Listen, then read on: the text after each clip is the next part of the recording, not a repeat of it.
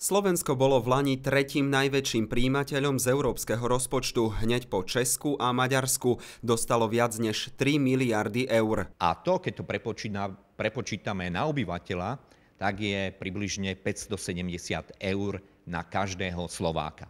A tým Slovensko dostalo najviac z celej Európskej únie na obyvateľa. Od nášho vstupu do únie je to zároveň najväčší objem financií, ktorý sme minuli za jeden rok. Slovensku sa to podarilo hlavne preto, že v roku 2015 doháňalo to, čo nestihlo počas programového obdobia, ktoré sa začalo už v roku 2007 a skončiť sa malo v roku 2013. Do roku 2009 vyčerpalo Slovensko z 11,5 miliardy len 1% a do roku 2013 sme nevyužili ani 50%. Aj preto nám Európska únia udelila výnimku a obdobie predĺžila. V roku 2015 nabralo ich čerpanie rekordnú rýchlosť, čím sme napokon využili 97% finančných prostriedkov. Postavili sa minulý rok desiatky kilometrov diaľnic, a tiež dobehli viaceré projekty v oblasti životného prostredia, čističky, kanalizácie, boli nakúpené trolejbusy, električky,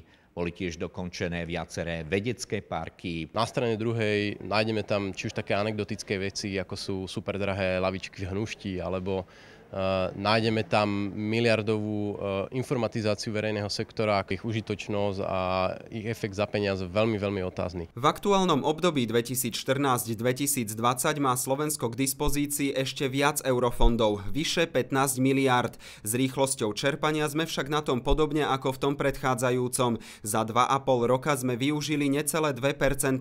Začiatkom júna vznikol nový úrad, ktorý má čerpanie eurofondov zrýchliť. Podľa údajov, ktoré nám úrad poskytol, je už vyhlásených 127 výziev za takmer 8 miliárd eur. Ak sa zrealizujú, čerpanie eurofondov preskočí 50% hranicu.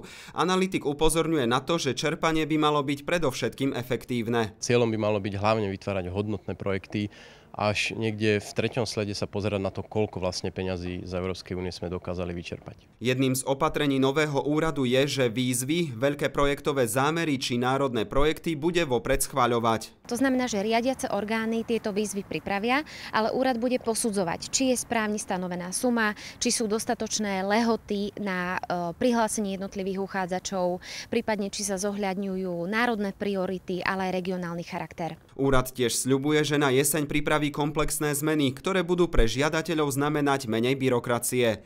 Kristián Čekovský, RTVS.